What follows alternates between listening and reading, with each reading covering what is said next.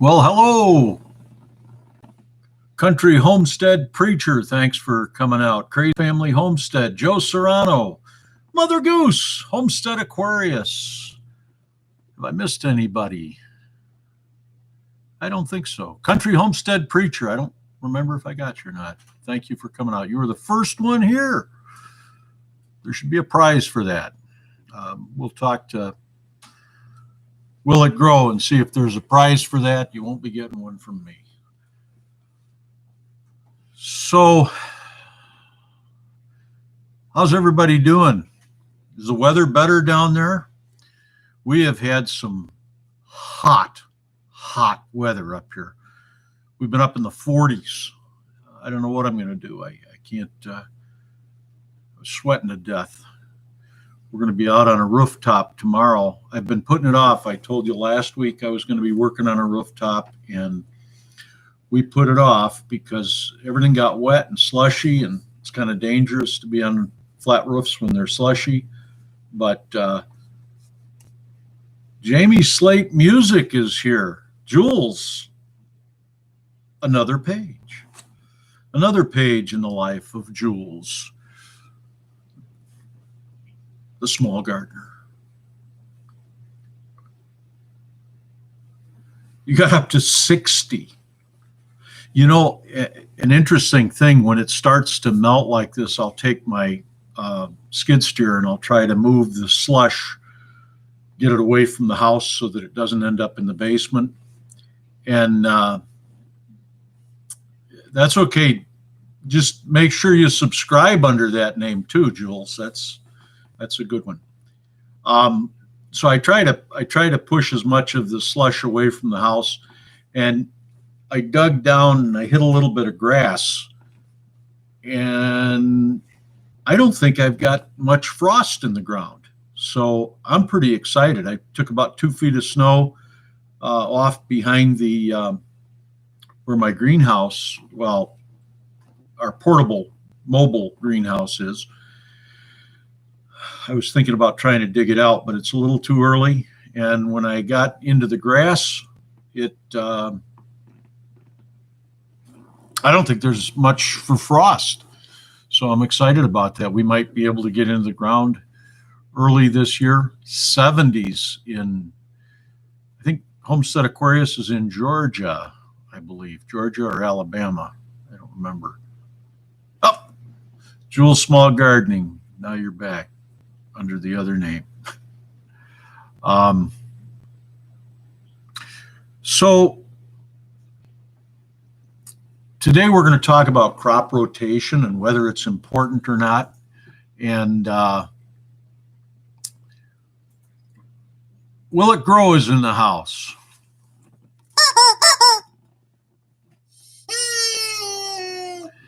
Everybody says hi to Will It Grow.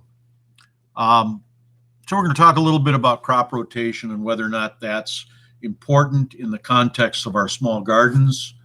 But I want to start out by mentioning something about plowing. There's a big movement today about no-till and people not plowing. Well, read Proverbs chapter 20, verse 4. It says, "The sluggard does not plow in season, and therefore in the harvest he has nothing." So I know there's a context to that, and I know that modern day we don't need to do as much tillage, but I'm in it for the tractor, so I'm gonna till. Will It Grow is no till.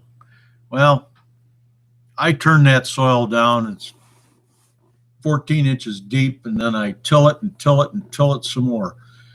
Of course, if you till too much, you actually increase compaction. And if you till when it's wet, you really destroy the structure of the soil. You create a lot of little chunks in the soil, and you don't want that. So I think if you can get away without tilling, you're better off if you can do it. I can't. The compaction that we get over the wintertime because of the thawing and the freezing and the ground, the compaction on it.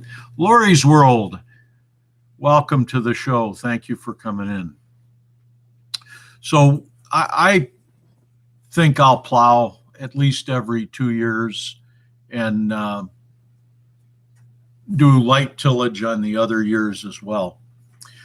But we're going to talk mostly about crop rotation.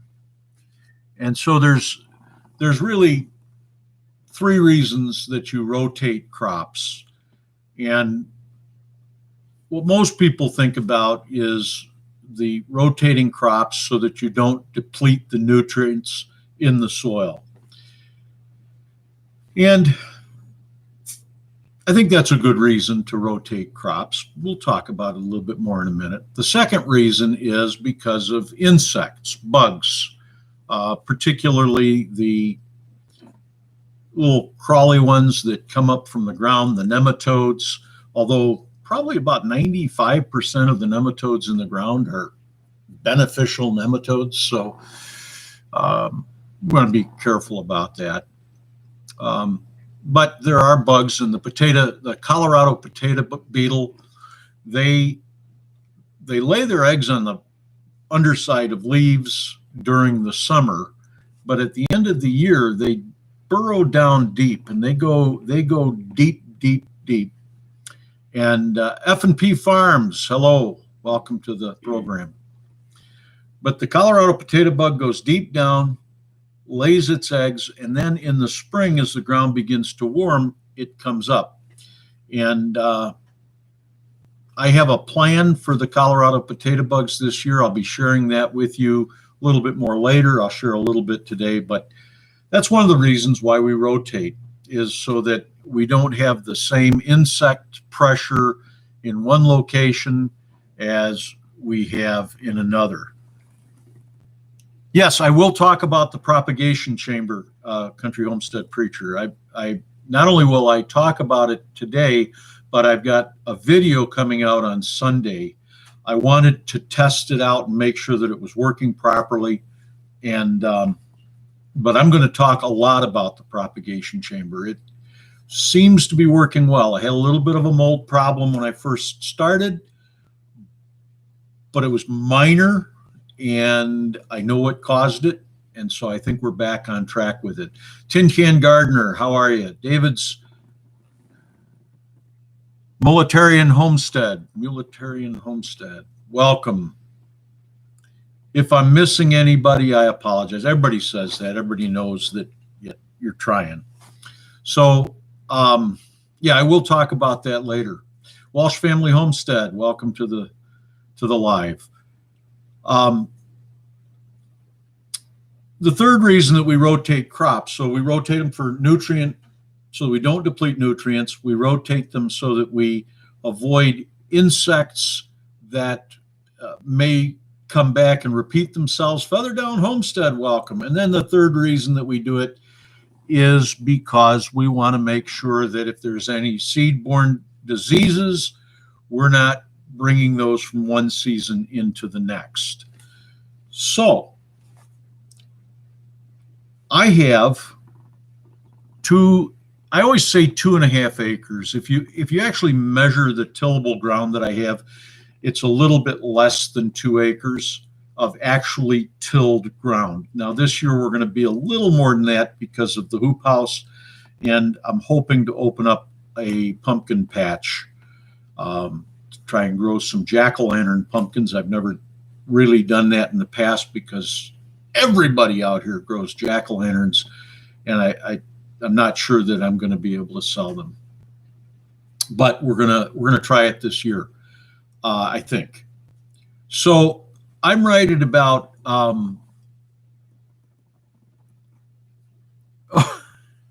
I complicated the wording. Well, all right. Mule Train Homestead. I gotcha. Yeah, that was confusing. Thank you for straightening that out, Joe. So I've got really about 96,000 square feet that I actually plant plants into. So that doesn't cover areas that are covered with grass, but it does cover the walkways between the plants. Pafford Homestead is here. Welcome. And so, does it make sense to rotate crops? Well, let's take each one of those instances one at a time. Nutrient depletion. There is some benefit in my context to planting, say, a good plan, and this is kind of the plan I try to follow, is where I had cucurbits last year, I will plant potatoes. Where I had green peppers last year, I will plant brassicas. Where I had brassicas last year, that's not a bad place to put the green peppers. But you've got to trade alliums in there, and I don't do a lot of leafy vegetables, but I've got some leafy vegetables that need to be planted in there. Things like Swiss chard, kale. This year, and kale is a brassica, so you'd want to keep that in the brassica rotation, I suppose. I don't. I keep my leafy vegetables together, so my kale and my Swiss chard go together. If I do plant those southern things, what are they called? What are those southern plants called that you guys grow? What is it? The big green leaves that kind of taste like kerosene when they're cooked. You cook them with bacon and. Oh, Swiss chard? No, not kale? Swiss chard, not kale.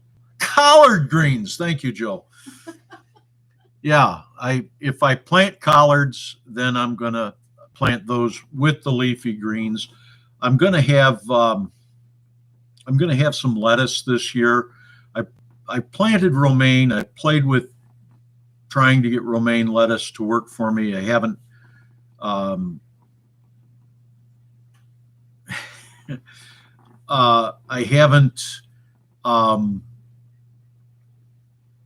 haven't done well with lettuces. They tend to bolt on me.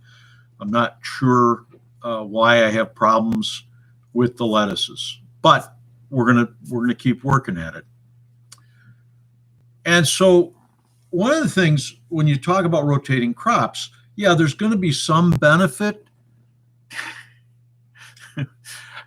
Jules, I had collards at Country Buffet, and I swear to you, they used, maybe it wasn't even kerosene, maybe it was just straight number 2 diesel, but they were rough. They were tough to eat. But there's a bunch of promises of people putting collard recipes up. I know was it Muddy Boots, Mike, the formerly Micro Farmer. He's talking about putting up a recipe, and there was somebody else on Gail's Southern Living Live the other night that was talking about putting up collard recipe for collard greens. So I'm looking for somebody to do a collard greens cooking tutorial video, and boom. Yeah. Looking for a collard green tutorial, and then the other one, if somebody wanted to do a tutorial on pickling okra, because we're going to be doing that this year. Jules is going to teach me how to grow okra, and I'm going to work on helping him grow beets. And so, all right. When we think about rotation, yes, rotating in a small garden, rotating for nutritional quality, that's probably a good idea. It doesn't make any sense for you to rotate your crops if what you're concerned about is if you're concerned about insects. In a small garden, in less than, say, 500 acres, you don't have enough room to put, you don't really have enough room to separate your crops. So I have the problems with Colorado potato bugs. They say 350 feet of separation. I don't really believe that, but that's a lot. I can't separate them 350 feet. Yes, feather and down homestead, I till and till and till until I can't till no more. I really do. And I know that a lot of people don't like that, but a lot of people say that's wrong.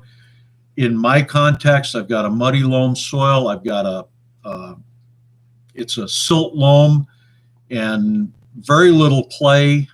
So if the problem with a silt loam is if you do not till it after the wintertime, we got 2 feet of snow sitting on top of the field.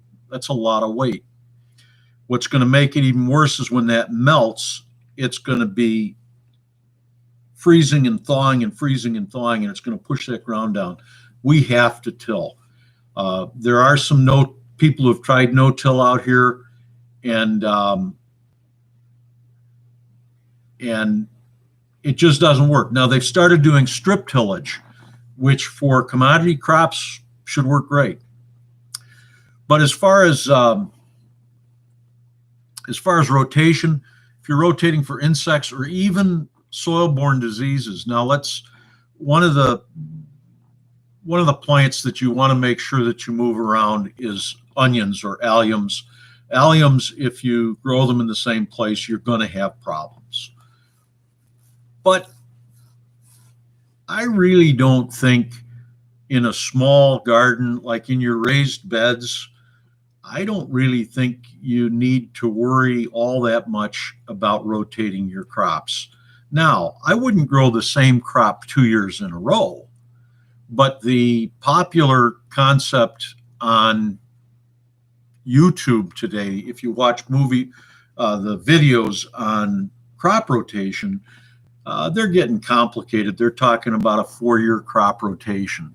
And here's the problem with that.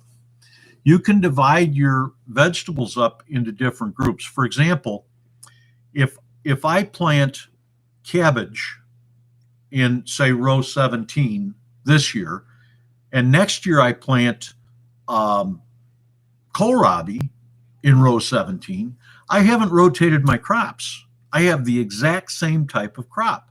If I grow potatoes and the next year I grow tomatoes on top of that, I'm going to have a lot of the same problems because both potatoes and tomatoes are nightshades. And so they're both sucking up calcium. They're both subject to a lot of the same insects and a lot of the same soil-borne diseases. So you need to understand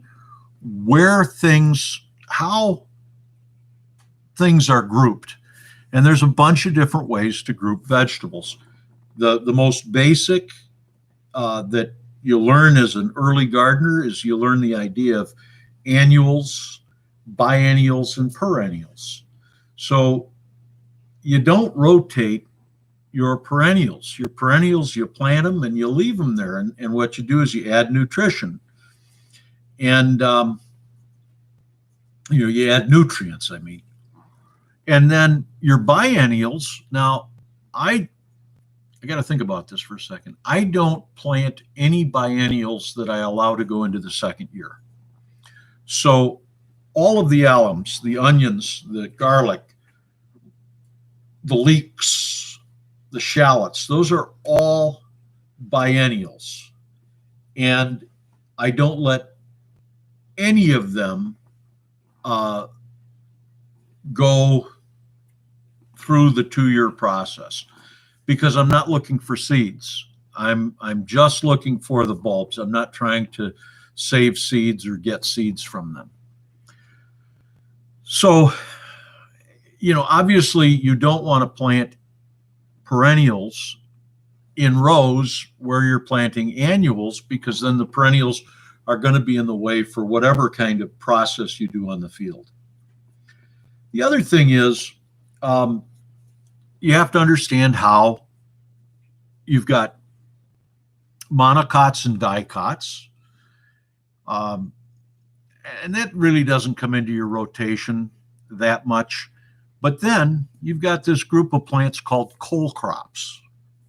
You might have also heard of them as brassicas or perhaps cruciferous.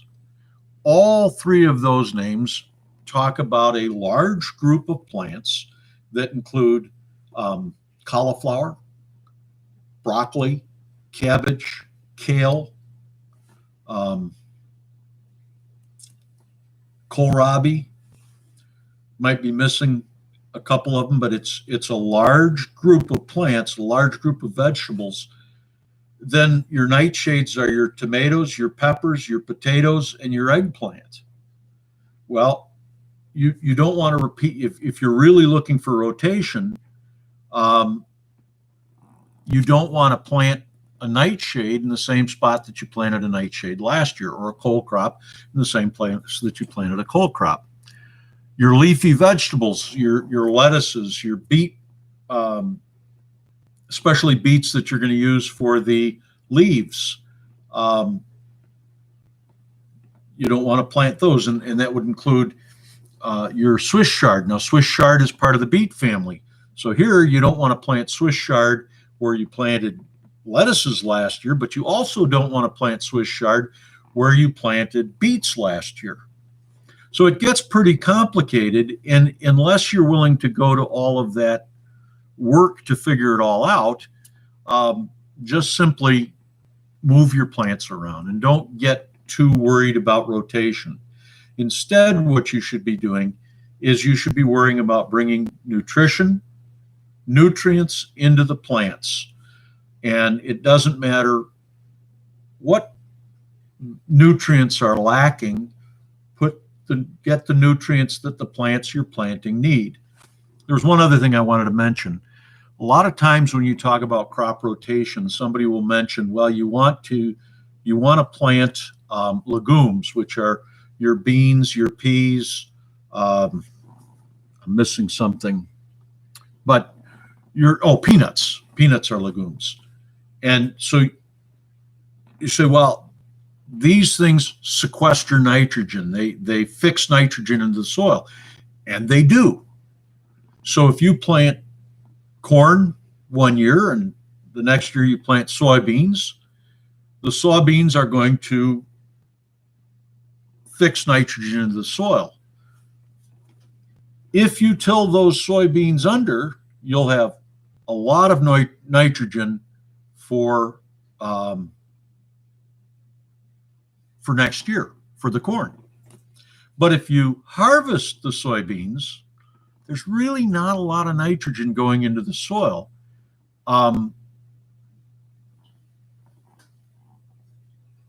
Is that better, John? There's not a lot of nitrogen going into the soil,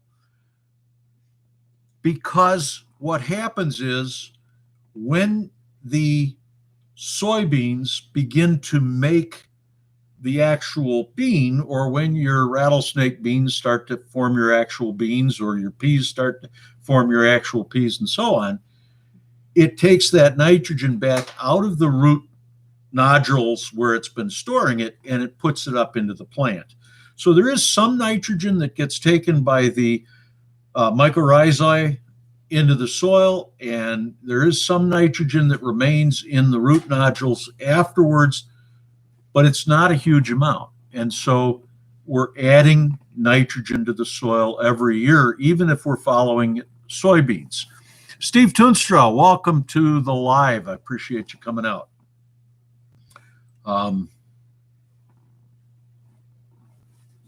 So I'm just looking to see if I'm missing anything, trying to keep one eye on the live and keep another eye on this chicken. I think it's going to run after Will It Grow. So really, in a small garden, if you planted a bunch of beans, you're not going to get a lot of nutrient out of those beans. Feather and Down is asking, how many years have I been growing? You know, primarily growing vegetables for market, we've been 5 years. But prior to that, we've had gardens, and I did a lot of flower gardens actually 30 years ago. I was really into roses and trying to improve the look of my house. I was living in kind of a kind of a dump at the time, wanted to make it look better. But yeah, actually, John, I'm doing everything I can. Actually, we've only been really farming to sell for 5 years. Jules is saying, John, why 1 year and not every 2 years? I'm trying to think of what I said that, oh, you're talking about for rotation? I mean, yeah, if, yeah, Steve is saying he did flowers before veggies as well. Yes, okay. Yeah, as many years as you can is great. I have a spreadsheet that I drew up a few years ago that has a plan where I don't plant the same thing in the same place for 6 years. The problem with it is this. I grow 9 rows of potatoes. I believe it was 9 rows. No, I'm sorry. I grew 6 rows of potatoes, and I grew 4 rows of sweet potatoes. And I'm going to replant those potatoes somewhere, but to get that much space, I can't get 6 years. So I'd have to decrease the number of potatoes that I planted.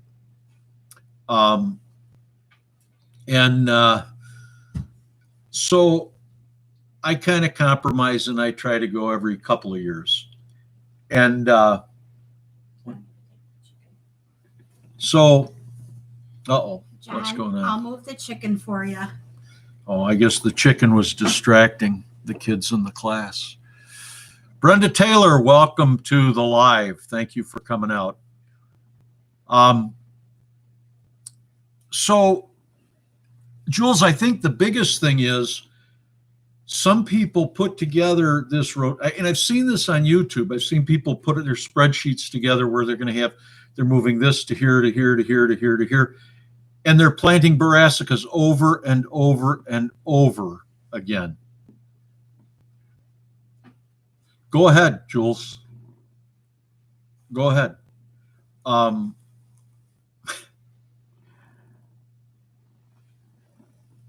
So I think the more important thing, rather than trying to go,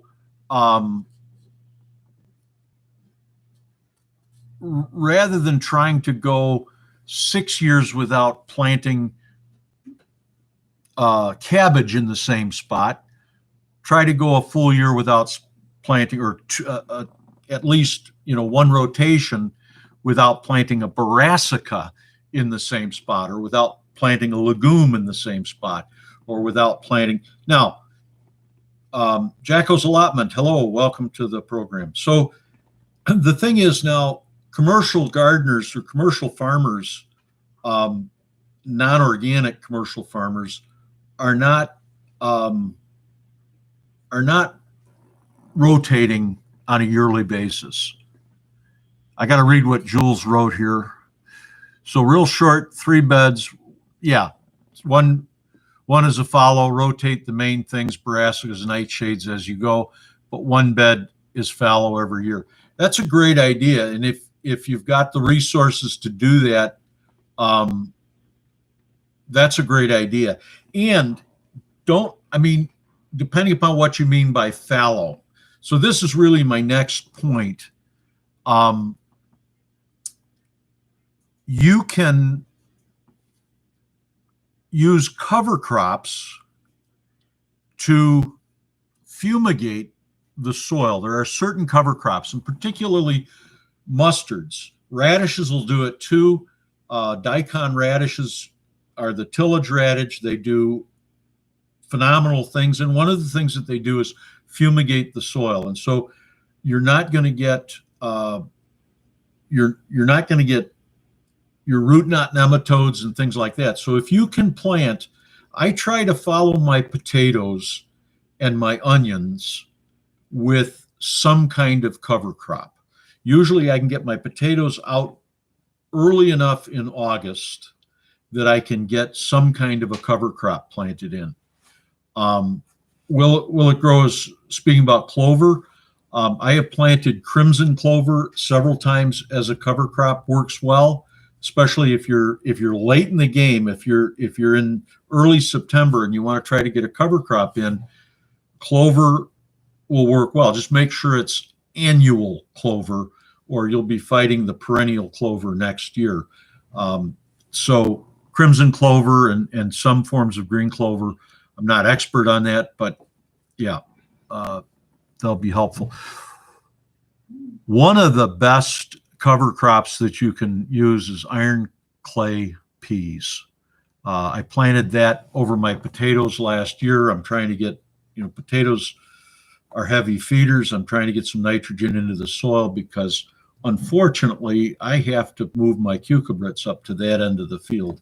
That's probably my most productive land, and I'm going to be putting my melons and my pumpkins up in that area, my pie pumpkins, my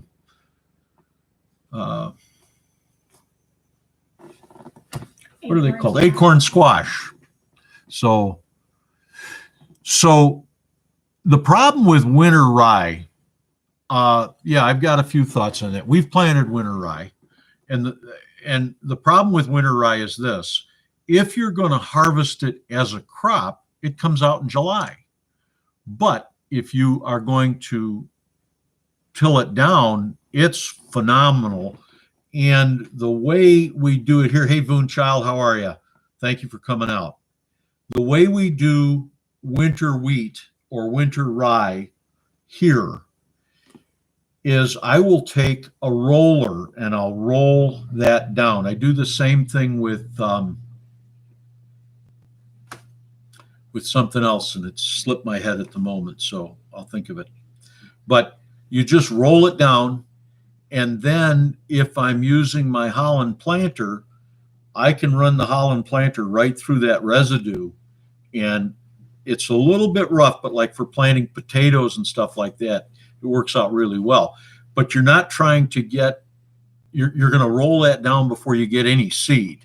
So it'll die out a little bit over the winter. It'll come back just like your lawn.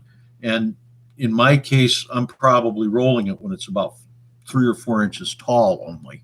So I'm not getting a great deal out of it, but I've covered that soil for the winter and I'll get something. And if we have a mild winter, that winter wheat will grow for much, much longer. That's really what I wanted to talk about. I think I covered most of what I wanted to say. I just wanted to give you some encouragement. I like Jules' idea of having a space that you plant in a cover crop, or leave fallow. If you don't want to, want to use a cover crop, tarp that area. Although I don't think tarping works. That's my opinion. I've even been an advocate of it, a proponent of it. I put out tarps. I've got 2 60 by 40 billboards that are, the vinyl from the billboards. I put them down. I've got a silage tarp that's 150 feet long and 80 feet wide, and it is a whole bunch of work. And just the wind just picks it up and takes it away. So, Country Homestead Preacher, yeah, Sandy said lots of tires. We cut the sidewalls out of tires. So Country Homestead Preacher asks any advice about voles. Yeah, get rid of them, kill them.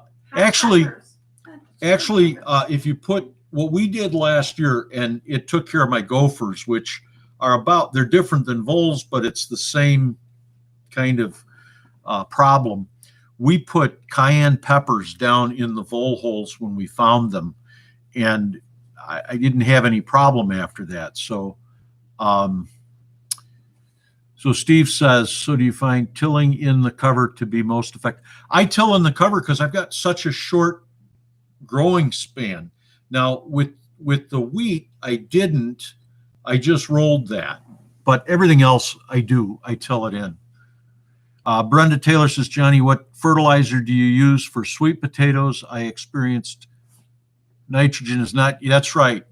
So, we made that mistake a few years ago. Actually, if you're going to grow sweet potatoes, find your worst ground. Now, it can't be wet. It can be damp ground, but it can't be underwater. And that's where your voles are going to come for you, is for those sweet potatoes too. But if you plant sweet potatoes in gravelly, rocky, not clay, but sandy soil is not even bad, you'll do well. But you can also, I would think you could put like nitrogen, not nitrogen sulfate, but you could put potassium sulfate down, would be a good fertilizer. Last year, I planted my sweet potatoes And not in plastic. and I didn't touch them afterwards. I just watered them and let them grow. I didn't do anything. And I've thrown out more sweet potatoes than I was able to eat because we just had too many. And unfortunately, it's really hard to give stuff away. So, people just don't appreciate it, it seems like. So, especially for some reason, they didn't want sweet potatoes. So, Recyclable Homestead, welcome to the live. Thank you for coming out. There was another question that I saw, or I thought I saw a question. Jules asked about the litter box. Get a litter Oh, box. no, he's given a suggestion on the voles. I've heard that as well. Spread cat litter around. Maybe that's why we don't have problems with voles. I've got about 30 no, we're down. We got about 13 cats. We have 5. We have 5 cats. Some years we have a lot more. They come in and they move from farm to farm. Some years we've got a lot of them.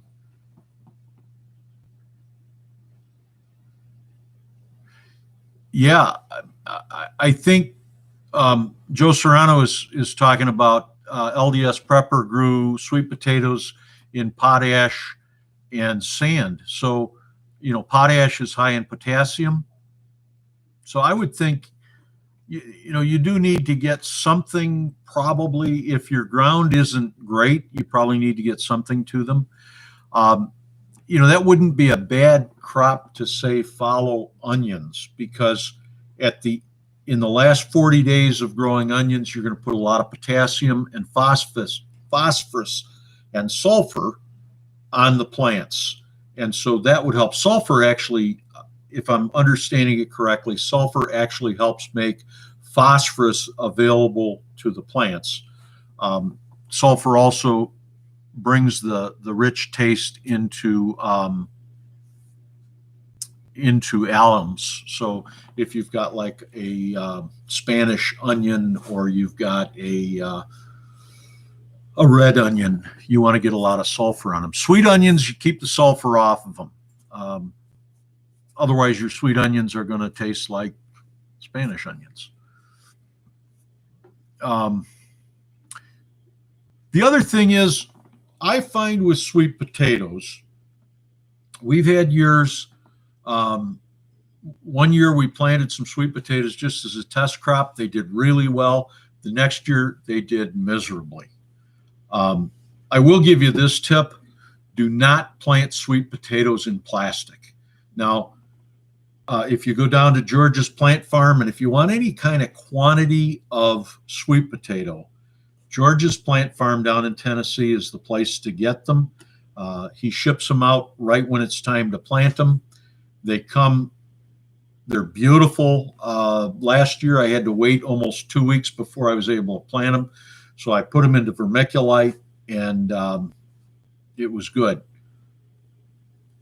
So yeah, I was told. So 3 weeks ago, Jules, I was talking about putting sulfur on onions, And someone responded and said that he was from Vidalia, Georgia. And he said, you never put sulfur on sweet onions because if you do, you won't have sweet onions. So I guess in a way, I'm just repeating something that I heard there. I would need to maybe talk to, seek out advice from the Texan and find out, he's the onion guy, find out what he says. So, all right. Oh, I was saying, never put plastic down on your sweet potatoes if you've got problems with voles, moles, mice, or gophers, because that plastic creates a beautiful place for the moles, the voles, the mice, and the gophers. And so, Homestead Aquarius, something interesting that we learned a couple of years ago. We flooded really bad a couple of years ago. And when the floods receded, we had millions of frogs. And I was looking at some photographs of the farm back 3 years ago, and I noticed all of the frogs. We had taken some pictures of the frogs. So if we get a lot of them, I'll ship them down to you.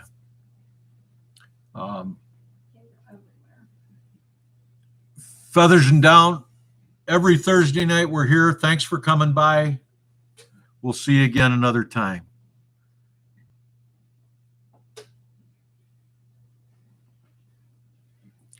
So, all right. Any other questions or comments or corrections? Hardware cloth works well for mold. Yeah, if you can find where they're coming in and out of, you put the hardware cloth down and it'll keep them out for sure. Steve says he gets a lot of frogs because of the pond. I don't intentionally, well, I guess we do actually have a pond, but it's not, it's for the geese. So I think maybe oh, you have frogs in there, sure. So, Country Homestead Preacher, if the ground cover that you're using allows the moisture to come in and out, maybe that's fine. What I was using is plastic mulch, which we've got a machine that lays it down in the rows. We've got another machine that comes along and plants through the plastic. And it's for sale if anybody wants to buy it. I'll probably actually put it up for sale. Steve Toonstra asks, will you be mounting your rows to help with water management? What I've done to try to mitigate some of the water problems. Now, anything that we plant with the transplanter gets humped up a little bit, but I have a tool that I made that creates a 6-inch high, 30-inch wide bed, and I no longer use it. And the reason that I no longer use it is because it's so difficult to get the weeds out. And what Jules is saying too here, and let me read that to you. He says, oh no, Chicken Johnny, don't use that plastic, man, please. Stuff ends up in the oceans, eventually, a large percentage anyway. So here's what bothers me. Organic farmers use plastic. And for me, if you're going to be an organic farmer, organic farming started with the idea of preserving the land and really giving back to the land, making the land healthy. The original mantra of the organic farming back in the 1930s was feed the land, not the plants. And so I did a whole video. It was one of my early YouTube videos. There's only about 20 views on it. So if you want to really make me happy and make me laugh a lot, go to my site and watch the video why I don't use plastic anymore. And Jules, you're absolutely right. If you've got any environmental concerns whatsoever, there's three things you can do with that plastic. You can try to reuse it, you'll fail. You can throw it in a garbage can. Now, we've got enough of it that Waste Management wouldn't take it. They don't want it. You can try to put it in a mulch pile and mulch it, but what most people do is they put it on a fire and burn it. And we don't even want to start talking about what that does. So yeah, I'm very much against any kind of plastic that you're going to use and not reuse. And as long as I'm on that subject, I got another. No, I'll save that for another time. That'll take me too long to get into. Thank you, whoever is posting. I imagine it's Amy. So thank you, Amy, for posting all of the sites. I appreciate that. I think it's one of the core values of the Shed Wars community is to share with others and to keep things going. So I appreciate that a lot. And if you're not subscribed to Cray's Family Homestead, if you don't know who Amy is, somebody make sure Amy's site is up there. She is one of the hardest working, she and Lori, and boy, I can't list them all, but there's a lot of hardworking people in Shed Wars. One of the things I've been remiss about is I haven't done a lot of shout outs, and maybe one day I'll do a shout out video. But these lives are a way that we can shout out all of these names and people can go and check them out. I was at a site today, and I've been a subscriber, but I ring that bell and I still don't get the notifications from a lot of places I subscribe to. For instance, I have been subscribed to Will It Grow since July of last year. I go to his page once a week to see what's up because I never get the notifications. So thanks, YouTube. But Little White Dory, I think that's the name of his site. If you haven't been there, I think the guy might be crazier than me. In fact, I'm gonna go on record as saying that he's got me beat in the crazy department. He's got a basement he's growing tomatoes, and he's got several hundred tomatoes already growing down there. I'm not sure what zone he's in, but he was saying it's going to be 6 weeks before he can get them out to plant them. So I got big time respect for somebody who's doing that. And I had a request, and I think it was Homestead Preacher to talk about my germination chamber. So I'm going to talk about my germination chamber, why I built it, and what it's for. And let me start by saying I have seen a troubling number of videos on YouTube saying not to use humidity domes. And people say, well, these humidity domes, you get them when you buy the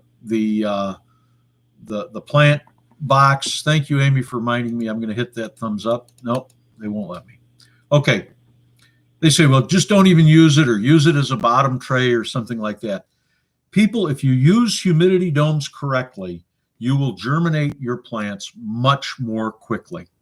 You can cut 2 weeks off of germination if you use them correctly. So what I did, a tomato plant, and these numbers I'm going back in my memory, so I might be off a little bit. A tomato plant will take 27 days to germinate at 60 degrees. My basement's at 55. So I need to heat my tomatoes. So I have heating pads. Well, I have a heating pad.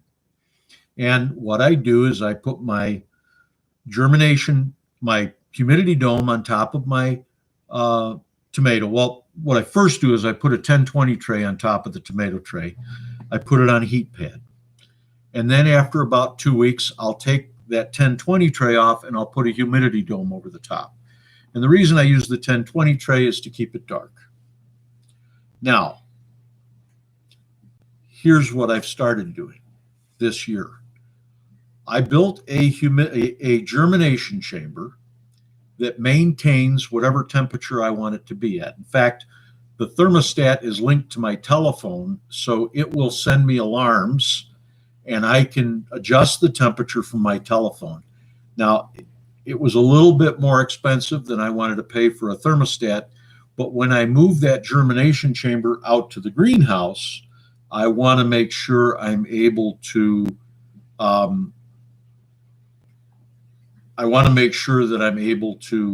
maintain temperatures. I don't want to be running out there all the time.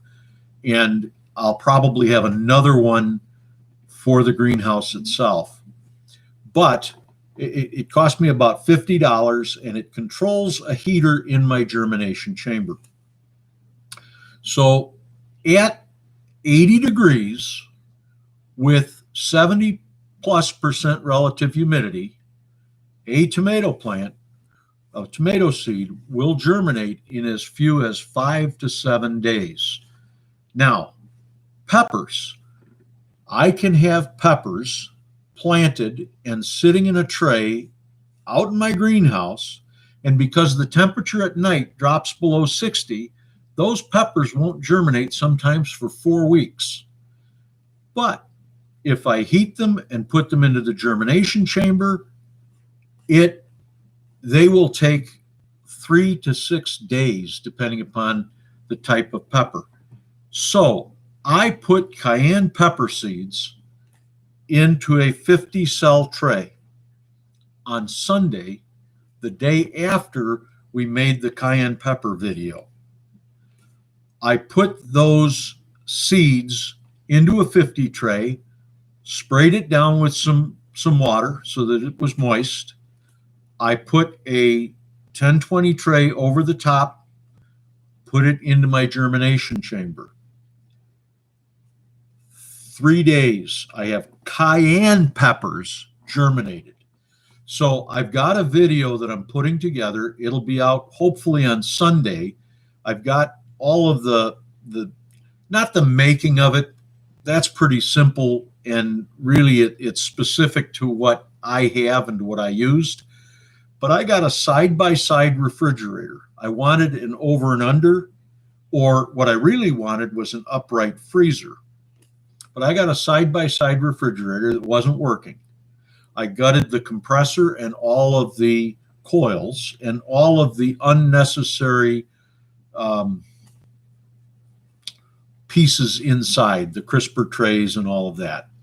Eventually, I will make a shelving unit so that I can put more in there. But right now, I'm just trying to figure out how to make it work.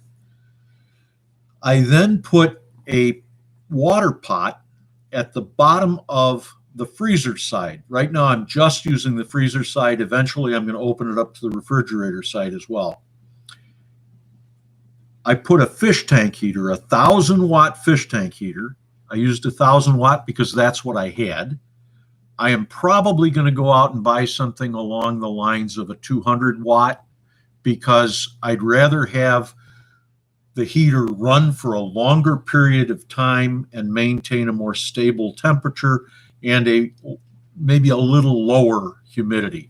Right now, if you opened up that germination chamber, it would rain in there. So, yeah, the dome is to keep things moist. And I say use them. I think you're nuts if you don't.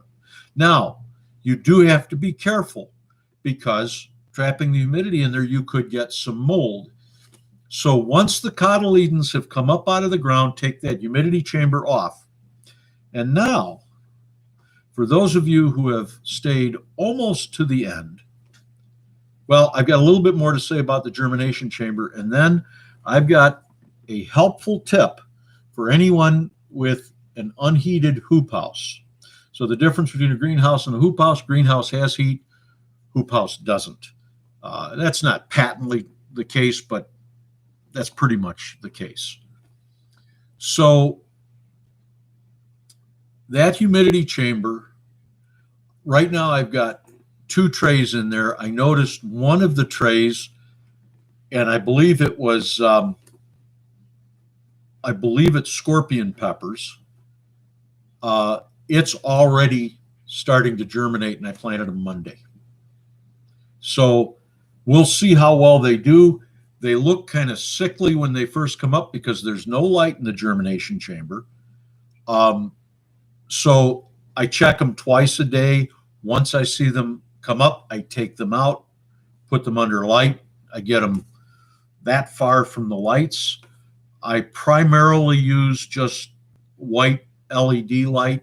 For cotyledons, that's all you need. Really, even for your first couple, first 3 or 4 weeks, that's all you need is white light. And a small fan. The full spectrum lighting is going to cause the plant to want to begin to flower and begin to put on fruit, and you really don't want that. You don't want to over nitrogen feed, but you also don't want to start putting on fruit. So I just use a little bit of 2-1-1, and there's 2 parts nitrogen, 1 phosphate, and 1 potassium. I put about 2 tablespoons in a 1-gallon jug, shake it up, and I water every day that way. I water always from the bottom on my seedling trays. Twin Brook Acres says, is a tunnel another name for a hoop house? Yeah, usually a high tunnel is what we're referring to as a hoop house. A caterpillar tunnel is generally something that you can more or less walk through, but you wouldn't necessarily want to. And then a low tunnel or a poly low tunnel is one that you have to remove the plastic so that you can get in there. So Will It Grow says, Johnny, here's my tip for you. The peppers think you're going the peppers think you're going to choke me with them so they don't get as big as mine. That's my tip for you. I'm going to tell you something, John. You better watch out because I have got a secret pepper that I'm going to be growing. And it's a top secret pepper.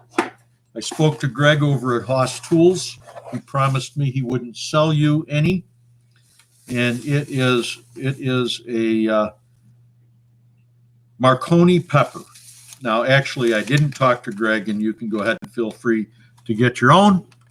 But Marconi peppers are supposedly, I've heard people on the web say that they'll grow as much as 18 inches long, but I don't believe that.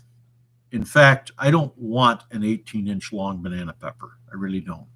So I don't think I could sell it. So, but I could stuff it with some Cream cheese. chicken salad, cream cheese. Yeah.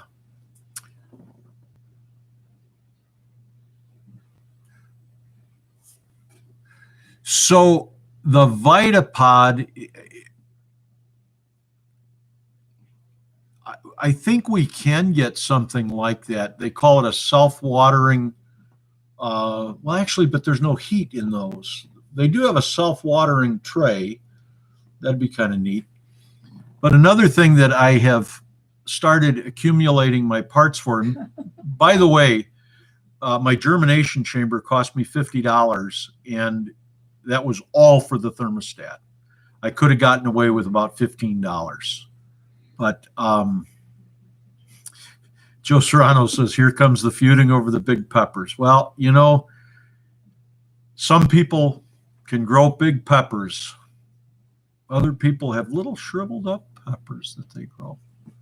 And they try to choke chickens with little bitty peppers. So Jackos, I will check your video out on that. That sounds very interesting. And for a small, so why did I take that much room in my basement to put up a germination chamber? It's very simple. For less than the cost of one heating pad, I can germinate 18 trays. I can heat and germinate 18 trays. And your wife won't let you have it upstairs. Homestead Aquarius, that's funny. I don't care who you are. That's funny.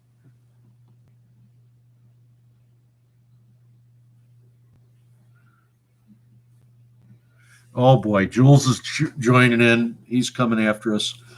So I'm going to give you my tip of the day, and this doesn't come from my original thinking. This comes from Elliot Coleman initially. I've modified it a little bit, but if you have a hoop house, or I used to use for years, many years before I even started farming kind of for profit, I used coal frames, and it was just a window sitting on top of a couple of 2x6s or something like that. And we used to put the plants underneath them, put the trays under them, and water them and kind of open them up during the day to let them air.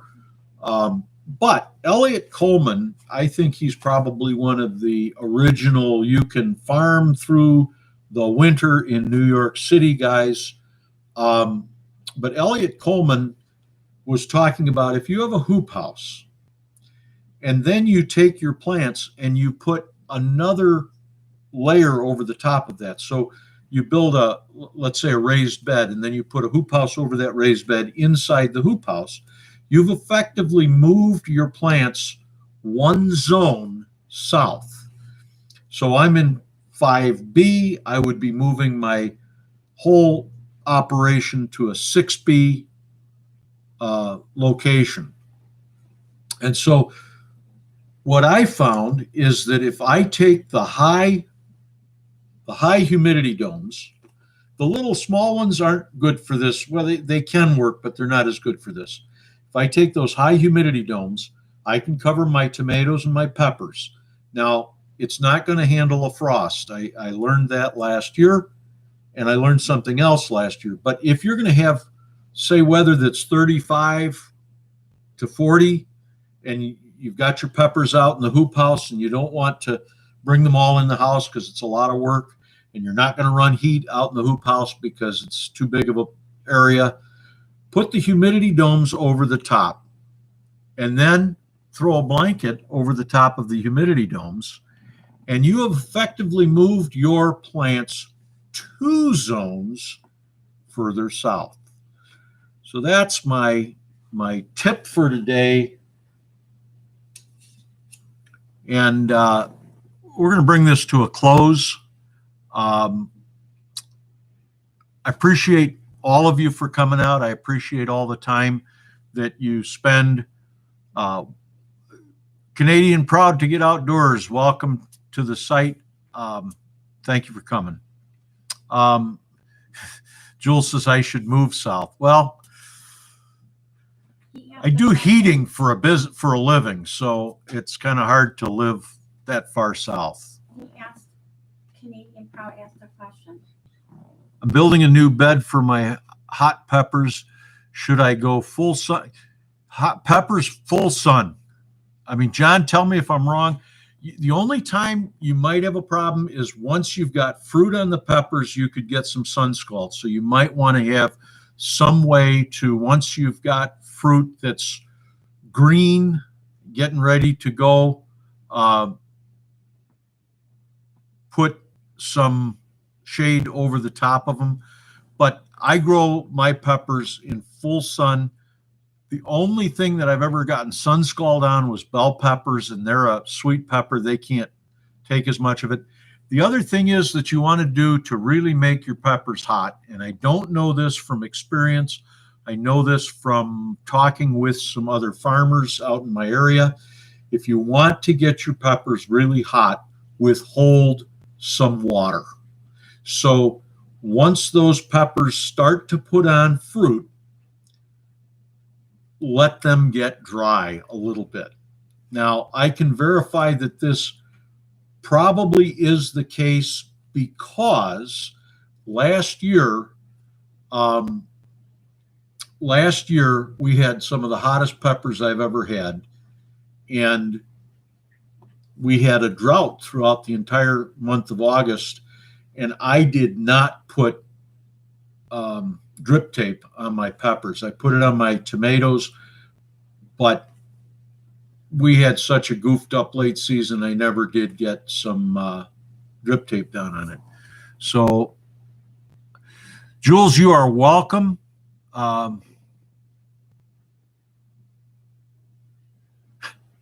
Yeah, I so far, I guess I did miss a little bit of time, but yeah, thank you. So I want to leave you with something to think about. We are living in difficult times. If you follow politics here in the States, I think we've come out of 4 years of difficult times, and we're gone into 4 more years of difficult times. And I don't care if it's Democrat or Republican, that's not the problem. It really isn't. We're living in difficult times, and the things that we're trying to do, planting gardens, it's a difficult sport that we're in. It takes a lot of effort, a lot of time. It takes a lot of patience, and it takes a lot of persistence. But here's a simply, Jan, you've come for the convocation. So what